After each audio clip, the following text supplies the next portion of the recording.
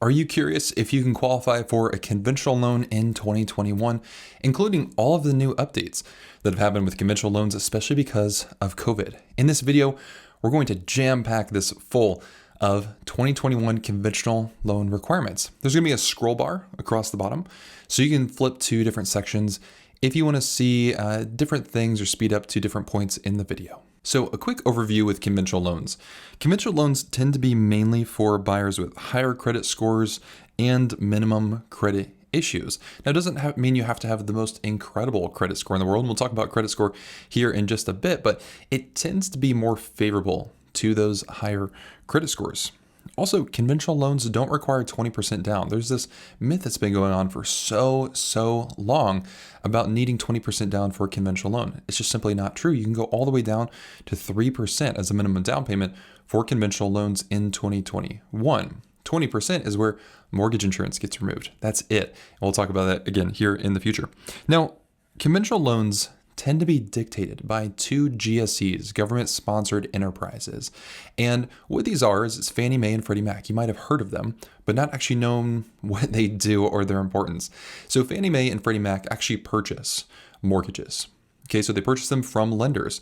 And basically Fannie Mae and Freddie Mac say, we want to purchase loans, conventional loans that have a certain type of risk to them, a certain type of look. And so Fannie Mae and Freddie Mac make the rules for conventional mortgages. So what we'll be talking about in this video are the rules made by Fannie Mae and Freddie Mac. So basically what happens is your lender is going to give you the loan and they're going to underwrite it according to what Fannie Mae and Freddie Mac wants, and then they're going to end up selling that loan to Fannie Mae or Freddie Mac in the future as a mortgage-backed security. Now, we don't have to get into all that, but it's helpful to know that there are these two companies, these two government-sponsored enterprises that are actually making up the rules for conventional loans. So it's not necessarily lender by lender. And conventional loans are going to be for primary residences, second homes, or investment properties. All right, so we're going to be talking about conventional, FHA, USDA, VA. This is the only loan that we can use for a second home and an investment property as well. So let's first quickly talk about COVID changes. Maybe you're familiar with conventional already, and you just want to see what's changed because of COVID. So the one big thing that's happened is artificial raising of credit scores as an overlay. So basically what happens is we talk about Fannie Mae and Freddie Mac. They make the base rules, and then lenders can tighten those rules. They can add rules on top of the baseline rules whenever they want. Okay, and this can make things more difficult to qualify for. So for instance, the base standard is a 620 credit score. A lender, if they want, can add a new rule on top of it that says their minimum credit score is 680. Even though it's a conventional loan, they can raise it up. So COVID has required a lot of lenders to do this. So conventional loans haven't changed. The lenders have just added overlays on top of the base standards. Also, if you're self-employed, you're going to need a year-to-date profit and loss for 2020. Okay, and this can be unaudited, so you can just have this signed by yourself, or it can be audited. All right, so if it's audited, you don't need to provide bank statements. If it's unaudited, you do have to require 3 months bank statements to support the data in the profit and loss statement. Also, future work normally is allowed on a conventional loan. Maybe you get a job offer where you can close on the loan before you start your new job. However, with COVID, lenders are putting on overlays where you can't actually use future employment. You're going to have to be employed in the job that you're going to be having while you're in that loan. Now, down payment and closing costs. There's a couple different weird caveats here with conventional loans. It can be a little bit tricky to understand down payments. So let's first talk about a standard, what we're calling conforming conventional loan. When I use conforming, just think of like a standard conventional is what we're talking about. So you can actually go to 3% down if you're a first-time homebuyer. All right. So that's one of the perks of conventional loans. Normally it's 5% down, but if you're a first-time homebuyer, it can be 3% down. Now, there is a way to kind of hack this if you're not a first-time homebuyer, a little trick to get around it. So let's say I am not a first-time homebuyer, but I have somebody who wants to be on the loan with me who is. The rule basically states you only have to have one person on the loan that's a first-time homebuyer. So even though if I'm the one with the income and the credit and all the money that we're using to purchase the home, I can bring somebody on who is a first-time homebuyer and then use that to get 3% down. And this is very common if you have a spouse who hasn't purchased a home or something like that. Now, Fannie Mae and Freddie Mac both have programs called HomeReady and HomePossible. All right. And what these allow you to do is 3% down as well, even if you're not a first-time homebuyer. The only big thing you have to consider here is there is an area median income. There's an income limit that you have to hit to get this program, and we'll cover HomeReady and HomePossible here in just a little bit. So the standard is 5% down for conventional. These are the special cases here with conventional, right? We either have to be in an income limit to hit HomeReady or HomePossible, or we have to be a first-time buyer to hit down to 3%. So 5% is normally the standard for conventional as a down payment. Closing costs are going to be the exact same as other loans. Closing costs are things like your appraisal, your title, your taxes, your homeowner's insurance, recording fees. These are things outside of the loan process that are involved on almost every single deal that you're going to be running into. Any lender, any loan, same closing costs. So these funds are going to be verified through 2 months of bank statements, unless you're using other type of funds. Maybe you're using gift funds from a family member. Maybe you're using a 401k loan or withdrawal, other types of secured loans you can use. And then just a quick note, I do have a lot of free tools that you can use as part of this channel. If you text #sub to 937-358-6542, I'll text you over a link to all the freebie tools that I have included in this channel. So credit requirements. 620 is the minimum credit score with all lenders for conventional loans. Now, with that being said, 680 tends to be the best credit score to have to get the best rate. It seems like if you have lower than a 680, you're going to have a higher rate and higher mortgage insurance than if you have a 680 plus. Okay, so even though you can qualify if you have in between a 620 and a 680, you tend to get a much higher rate and pay much more in mortgage insurance because conventional wants to mainly give loans to higher credit score buyers. So they tend to penalize some of the mid credit score buyers. Also, 2-year history of credit is preferred. Sometimes you can get away with having a little bit less if you have alternate trade lines, but most of the time conventional is going to want to see 2 years plus. Also, if you don't have any credit, you can actually get a conventional loan. Now, zero credit is different than bad credit. If you have bad credit, conventional loan is probably not the best for you. But if you have zero credit, meaning there's no credit score at all, then you can use trade lines. So you can use something like rental history. You can use auto payments. You can use utility bill payments as trade lines to show on-time payments instead of a credit score.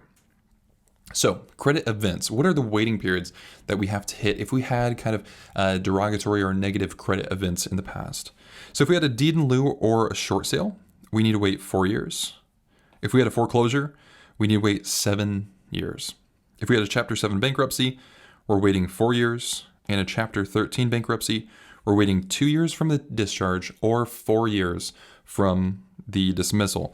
So these restrictions can be a little bit tight, especially on that foreclosure. You might need to go more with something like an FHA loan that's more forgiving on that side. Okay, so student loans. Student loans are a big issue for people in qualifying because a lot of loans, like these government loans, tend to not be receptive to income-based repayment plans. And so this is where it can really affect how much we can afford. So student loans can really change our qualifying amount, how much home we could get approved for.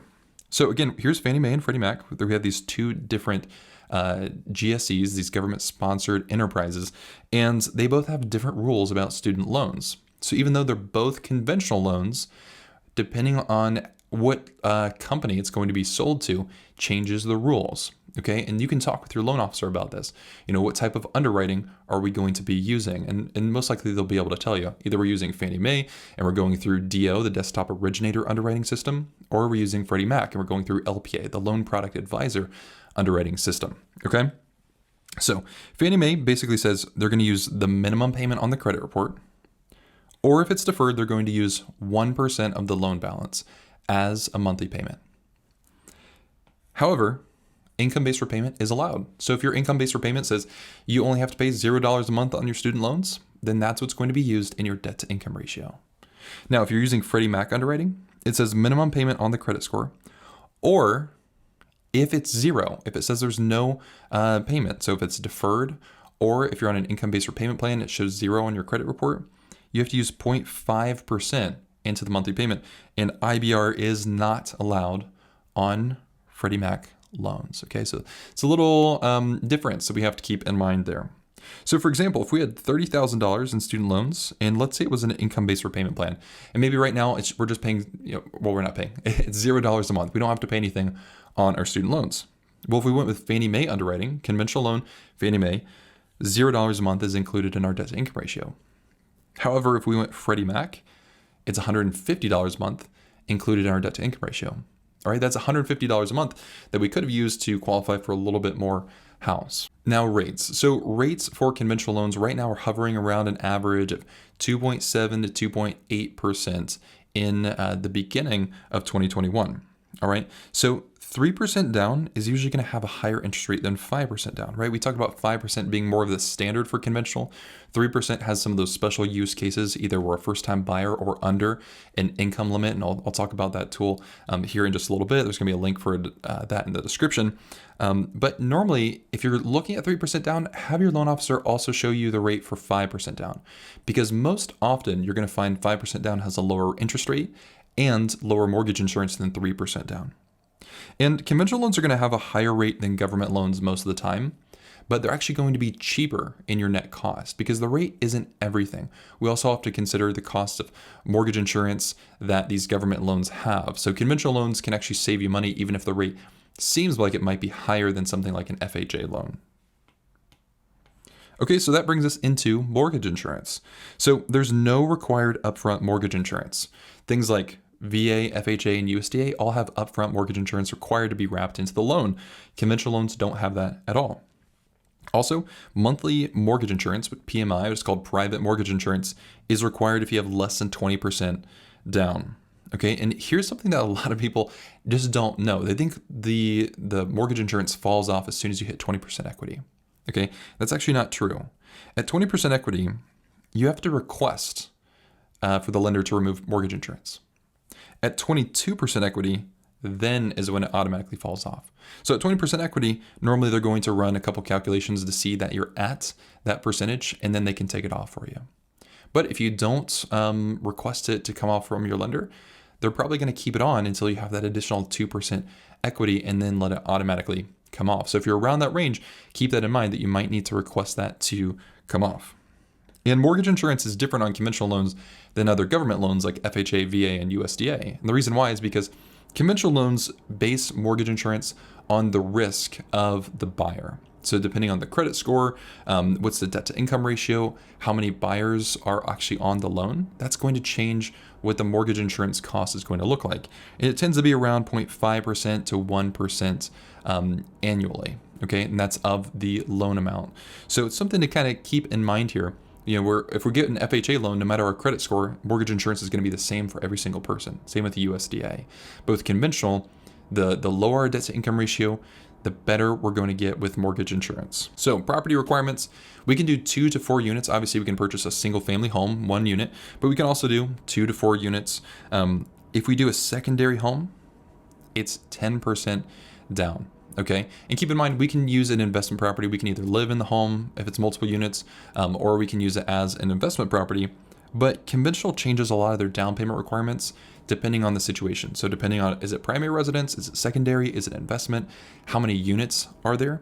That's going to change the down payment. So there is a link to that chart, the down payment chart in the description if you want to look more into your scenario and how many units you're looking at buying. So let's run through some example homes with conventional loans.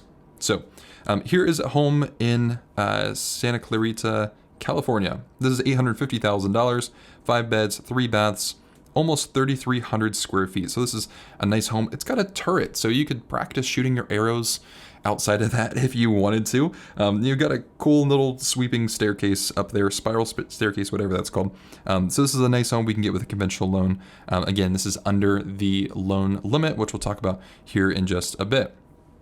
Here's a home in Dayton, Ohio. This is actually the city that I live in. So this is a nice little home here. We got a nice kitchen. This is $294,000, almost $295,000, 4 beds, 3 baths, 2,500 square feet. And we can get this no problem with a conventional loan. So loan limits. Conventional loans do have a limit with how much you can get with a home. All right, so the new loan limit for most areas is $548,250. That's an increase of $37,850 from last year. So when we actually figure out how much home we can purchase, we have to do a little bit of some reverse math. Okay, so we take the loan limit in our area and divide it by how much loan we're taking out. So if we're doing 3% down, it's 0.97. If we're doing 5% down, it's 0.95. If we're doing 20% down, it's 0.8. Okay, so we take the loan limit divided by our loan value ratio, and that's going to give us the max purchase price that we can get. Okay, and a link to the loan limit map is in the description if you want to check that out for your specific county.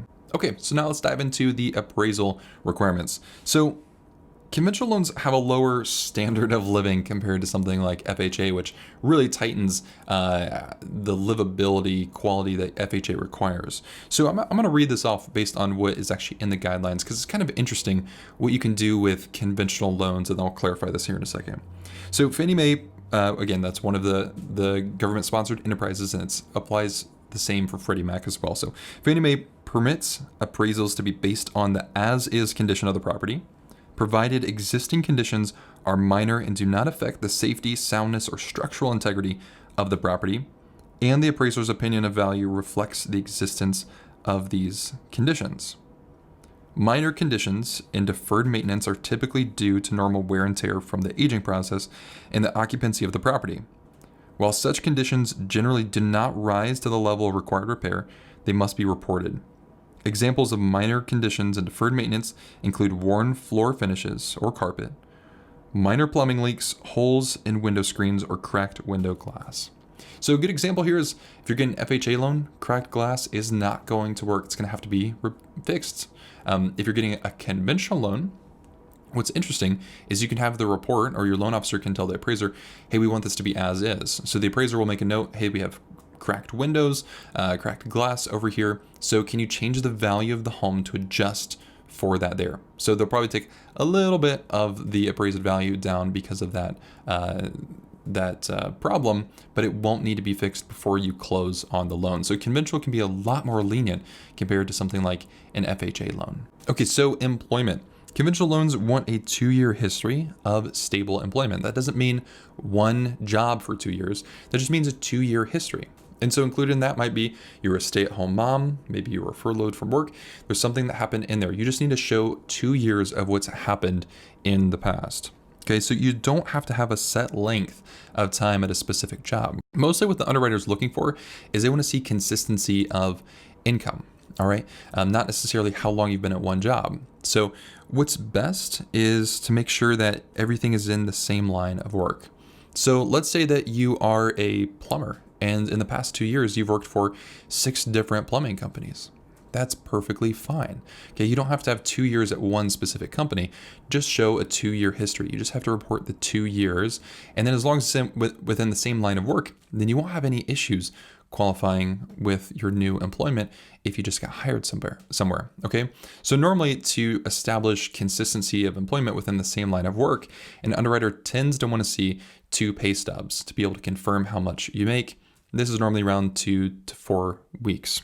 So debt to income ratio, this is how much we can qualify for with a conventional loan. Now it's very important to remember here that just because a lender will give you money doesn't mean you should take it out. Most often a lender is going to give you way more money than you should probably ever take out as a loan. Okay, so your lender is not a financial advisor. Their interest is not in your well-being financially necessarily. Their only interest is managing the risk on who is going to pay back their loan. So we have to keep that in mind, all right? So debt to income ratio, there's no front end ratio. Most loans have a front end ratio, and the front end ratio is what's our future housing expense divided by our gross income. All right, that's going to give us a front end ratio. Normally this is capped out, which lowers how much we can afford as a maximum. But there is a 49.99% back end ratio maximum. So what that means is we take our monthly gross income and we can multiply it times 0.4999, and that's going to give us the max amount of monthly debt we can have. So this is going to include our future mortgage payment, so principal, interest, taxes, insurance, homeowners association fees, if there are any, okay, plus mortgage insurance if that's included in there, plus anything that we pay as a minimum monthly debt payment. So it's our minimum payment on student loans, car loans, credit cards, things like that. That's the maximum that we can have when we multiply it times that just under 50%. So here's an example.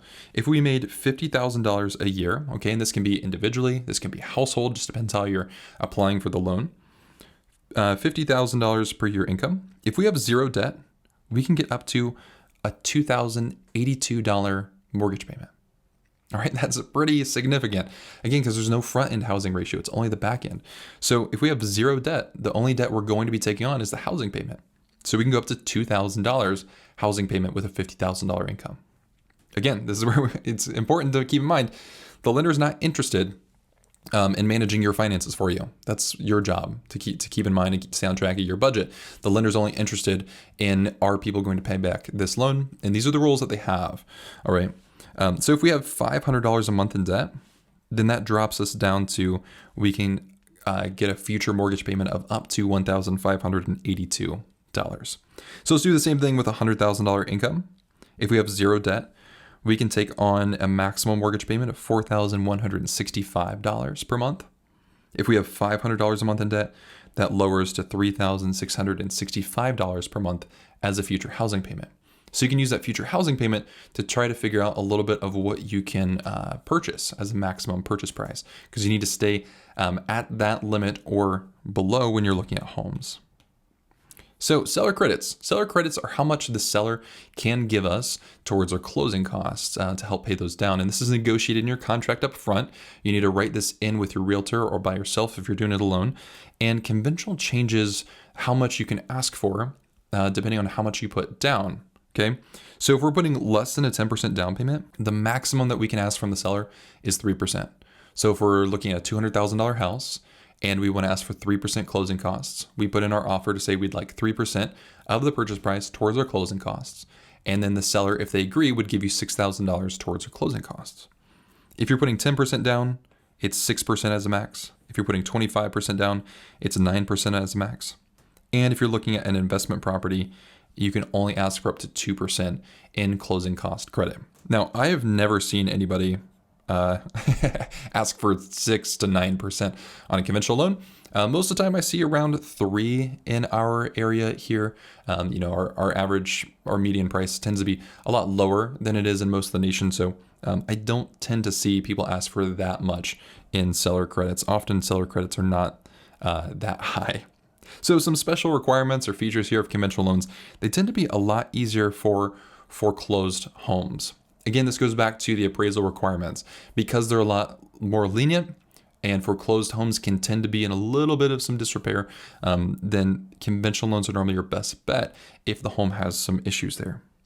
Also, a lot of people don't know this, you can get an appraisal waiver. So an appraisal waiver is where you just don't have to do an appraisal at all. And some people think, why would I want to do that? Because in a lot of buyers' minds, they think, well, if the appraisal comes in short, I get to buy the house at a discount. That's not true. Most of the time what happens if an appraisal comes in short, the deal's dead. All right. You can negotiate it. Sometimes it happens where a buyer can get a home a little bit cheaper, but it creates so much stress for everybody. And most of the time I see deals simply fall apart because either the seller's not willing to come down or the buyer's not willing to bring extra money to the closing table. So an appraisal waiver speeds up the process a ton. If you get an appraisal waiver, you should be able to close that loan within 2 weeks. Instead of a normal 30 days, you should be able to close it somewhere within 15 days. Now, to get an appraisal waiver, you need high credit scores, so think 720, 740 plus, and a minimum of 20% down. And not all homes qualify for an appraisal waiver. Basically what's happening is Fannie Mae and Freddie Mac are using a bunch of data algorithms and stuff like that to figure out that home's historical data, and if what you're offering for it tends to fall in line with what they're seeing in their kind of predictive models. So there's no clear answer on if a home is going to be able to qualify for it or not with tools that you have access to. There also is a renovation loan called HomeStyle, which is going to be similar to the FHA 203K. And another cool trick that most people don't know. Most lenders don't know this because they're not brokers. But if we get an appraisal with, let's say, an FHA loan, it's actually going to stick with the property. So if I'm looking to buy a home with an FHA loan and it appraises low, okay, let's say it appraises $10,000 low. Seller's not willing to budge. I'm not willing to bring more money to the closing table. Well, that FHA appraisal sticks with the home for 4 months. I can't get a new appraisal, all right, until after that period expires. And most of the at that point, the seller's going to walk away. However, if you're using a conventional loan, if you want to take the risk and try another appraisal and see if the value changes, which often it does, appraisals are subjective, you can actually get another appraisal if you switch lenders, all right? So it cannot be with the same lender. It has to be with a different lender. So the reason that brokers tend to know this a little bit more is because as a broker, we work with several different lenders. So if we're working with a client with lender A and that appraisal comes in short, they do have the option of we can switch that loan to lender B and get a new appraisal through lender B. And we tell them full disclosure, there's no guarantee. It could come in even lower. It could come in higher. There's no way of knowing, but it's something that somebody can do if they want that option on a conventional loan. Okay, so HomeReady and HomePossible. Again, these are those two options available by Fannie Mae and Freddie Mac. So HomeReady is Fannie Mae, so we'll just call it Fannie, and HomePossible is Freddie Mac.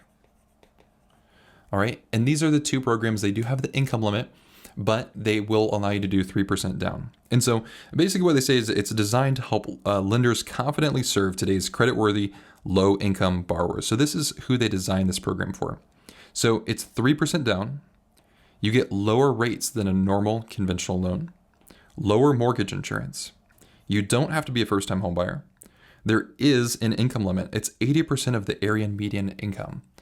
So there's a link in the description. You can go find your location. It's going to show you what the income limit is for your specific location. And then you also, where did I put how? You have to take a very easy but very dumb and annoying home buyer course. And this is just an online course.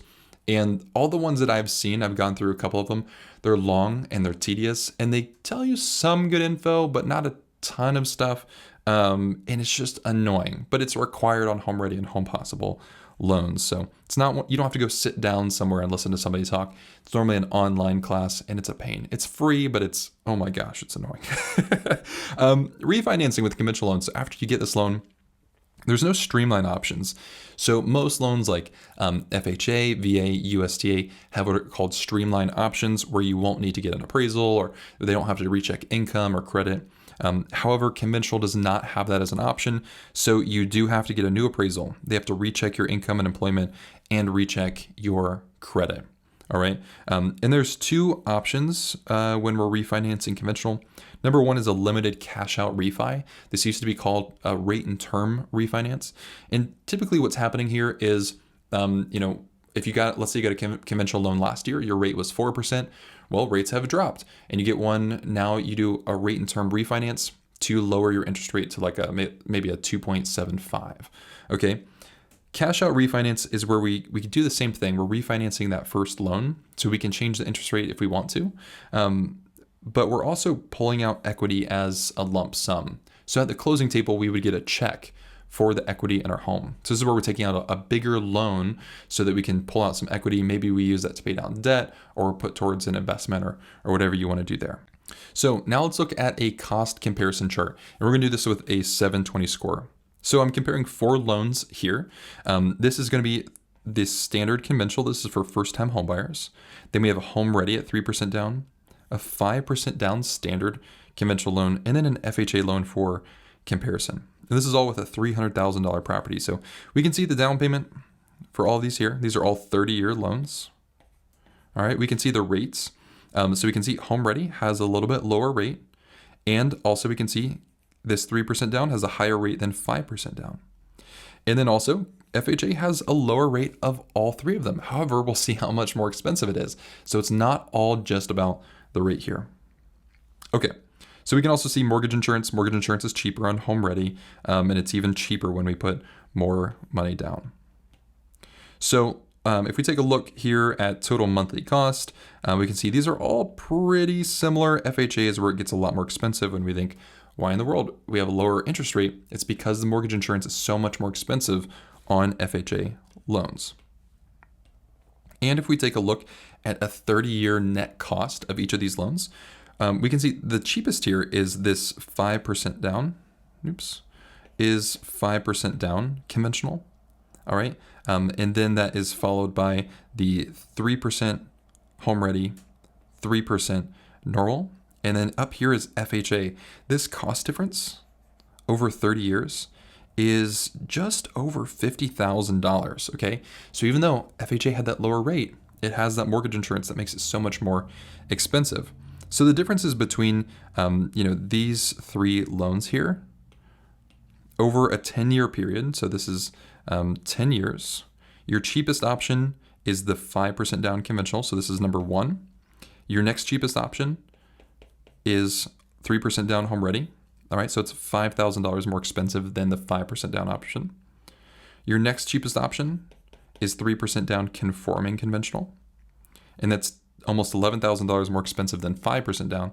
And then your worst option, which I would never recommend in this scenario with a high credit score, is FHA. And that's going to be almost $17,000 more expensive over 10 years than the 5% down loan. Okay, so seller perception. When we're using loans, we have to keep in mind how the seller is going to look at the financing that we're using, because they're going to get to see, are they using a conventional loan? Are they using cash? Are they using an FHA loan? So conventional loans are seen as the standard option to sellers. Most sellers expect a 30-day close. They expect to see a buyer using some sort of financing, and they normally expect it to be a conventional loan. So this is good, right? We don't really come at a disadvantage using conventional. And actually, often, conventional loans can be seen as more preferable than cash, not necessarily because it's a conventional loan.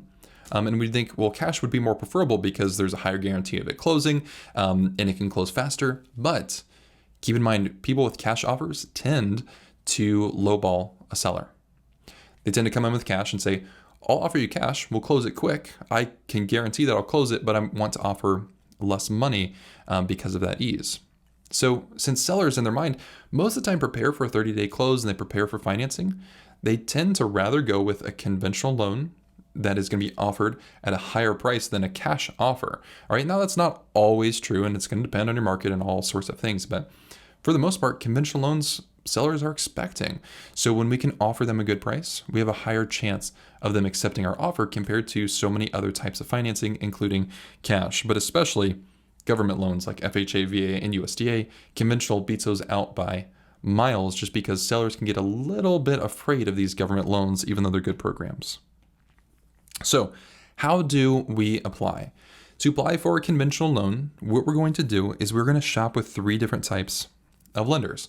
And the reason we're shopping with three different types of lenders is we want to see a good spread of different types of lending companies and what they can offer for us. So I think you only need to get 3 quotes before you decide on a lender. Otherwise, you get stuck in kind of like analysis paralysis. We can't make decisions because we have too many options in front of us. Kind of like when you go to the grocery store and you want to pick up ketchup and there's like 40 different types of ketchup and you're thinking, I don't know, just tell me, just give me a ketchup. I don't care about if it's GMO and organic and all that junk, or maybe you do. That's just me, I guess. So I want you to shop with a local credit union, then shop with a local broker, and local can be to your state. It doesn't have to be like your city. And then I want you to shop with a bank or a direct lender. That's going to give you a good spread to see what kind of options can be presented to you with a conventional loan, so you can compare them side by side to see which is going to be your best conventional offer. Conventional loans tend to need a little bit more time to shop with because if you're a conventional buyer, you're going to tend to have higher credit, maybe more income, more savings. And so, lenders tend to prefer those types of buyers, prefer to give out loans to less risky buyers. And so they tend to be more competitive and aggressive. They want to earn your business maybe a little bit more than a lender who is just primarily giving out government loans, or government-backed loans, I should say. They're not given out by the government, they're backed by the government. So shop with these 3 to see what's going to be your best option for conventional. So if you want to learn about the 4 main types of loans, we covered one here right now, this conventional loan, but if you also want to learn about FHA, USDA, VA, which one is going to be right for you, there's a playlist right over here. Check out these videos to see which is going to be the best loan option for you.